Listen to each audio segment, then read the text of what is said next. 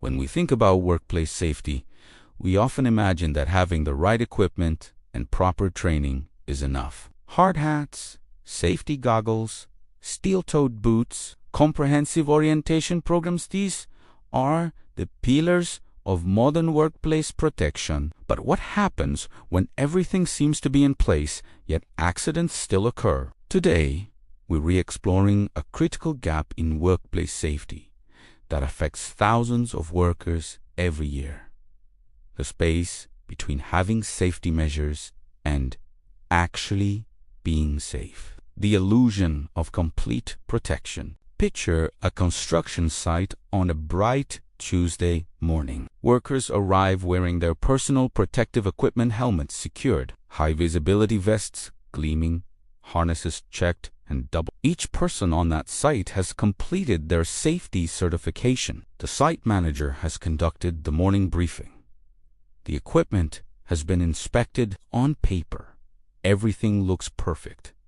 But safety isn't just about checking boxes. It's about understanding that protection is a system, and systems can fail in unexpected ways. This is the story of why having safety measures isn't the same as implementing them effectively. The human factor. We often overlook. Training programs teach workers what to do, but they don't always prepare them for the psychological pressures of a real work environment. Consider the experienced worker who's performed a task successfully hundreds of times. Confidence builds, and with it comes a subtle erosion of caution. This phenomenon, known as normalization of deviance, occurs when repeated success makes risky behavior seem acceptable. There's also production pressure, the unspoken expectation to work faster, meet deadlines, and avoid delays. Even when managers explicitly prioritize safety, workers may feel an implicit pressure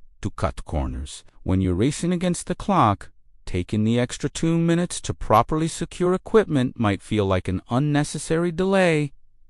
Fatigue plays a massive role too. A worker might know every safety protocol by heart, but after 10 hours on shift, decision-making suffers. Reaction time slow.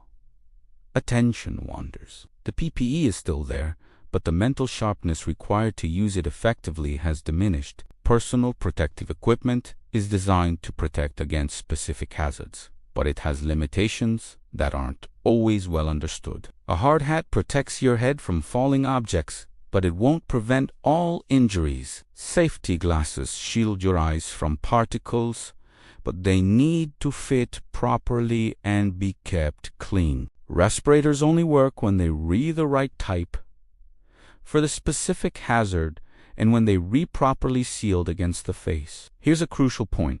PPE is actually the last line of defense in safety hierarchy, not the first. The most effective safety approach eliminates hazards entirely or substitutes dangerous processes with safer alternatives. Engineering controls, like machine guards or ventilation systems, come next. Administrative controls, like work rotation and rest breaks, follow. PPE is what we use when all else fails to completely eliminate risk. Yet many workplaces have inverted this hierarchy, relying heavily on PPE while underinvesting in more fundamental protections. It's less expensive to buy gloves than to redesign a process that exposes workers to chemicals. It's faster to require hearing protection than to engineer quieter machinery. But this approach leaves workers vulnerable to the very failures we're discussing. Communication breakdowns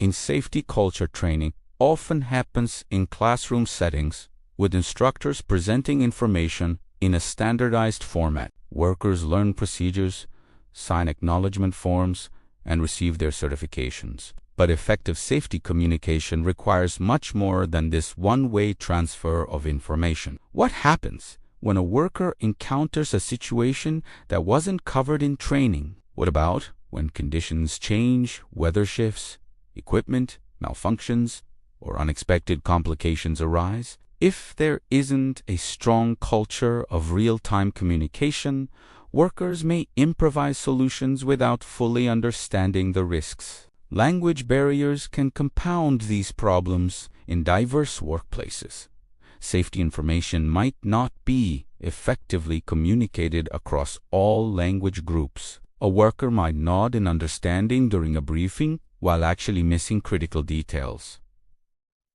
There's also the challenge of reporting concerns. Even in organizations that claim to welcome safety feedback, workers may fear being seen as troublemakers or warriors. Speaking up about a potential hazard might feel like criticizing a supervisor's judgment or slowing down production. In environments where this fear exists, small problems go unreported until they become major incidents. The maintenance and monitoring gap safety equipment requires ongoing maintenance to remain effective. Harnesses wear out, respirator filters become clogged. Hard hats develop invisible cracks after impact, but in the daily rush of operations, systematic inspection and replacement schedules may slip. Training also has an expiration date. Skills degrade without practice, procedures change, and workers may not receive updates. A person trained 5 years ago might be following outdated protocols without realizing it. Regular refresher training is essential, but it's often the first thing cut when budgets tighten or schedules get packed. Monitoring compliance is another persistent challenge. It's one thing to require safety procedures. It's another to ensure they're being followed correctly every time. Without supervision and accountability, even well-intentioned workers may develop unsafe shortcuts. Sometimes the work environment itself undermines safety measures. Extreme heat can make protective clothing unbearable, leading workers to remove layers or work with equipment unfastened. Cold temperatures can reduce manual dexterity, making it difficult to properly secure or adjust PPE.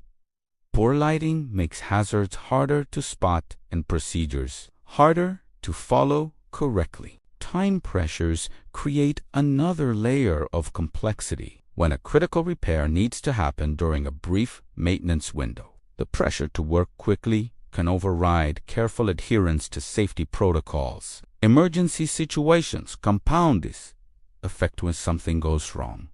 The urgency of response can push safety considerations aside. It's one of the most overlooked aspects of safety is the near-miss incident where someone almost got hurt but didn't. These events are goldmines of information about system weaknesses, but they're often not reported or investigated with the same rigor as actual injuries. Why? Because there's a natural tendency to breathe a sigh of relief and move on. No one was hurt, so why dwell on it? But this no harm, no foul mentality means we miss opportunities to identify and fix problems before they cause serious injury. Progressive safety cultures treat near misses as crucial learning opportunities. They investigate what went wrong, share findings widely, and implement corrective actions. This proactive approach catches system failures before they lead to tragedy. Building true safety culture. Real safety isn't about having equipment and training it as about creating an environment where protection is genuinely prioritized every single day. This means leadership that walks the talk, allocating resources to safety even when it's inconvenient or expensive. It means workers who feel empowered to stop work when something doesn't feel right without fear of repercussion. It requires regular, honest communication about hazards and controls. It demands systematic maintenance of equipment and regular updating of training. Most importantly, it needs a shift from compliance-based thinking to risk-based thinking from did we. Check the boxers. 2, are people actually safe?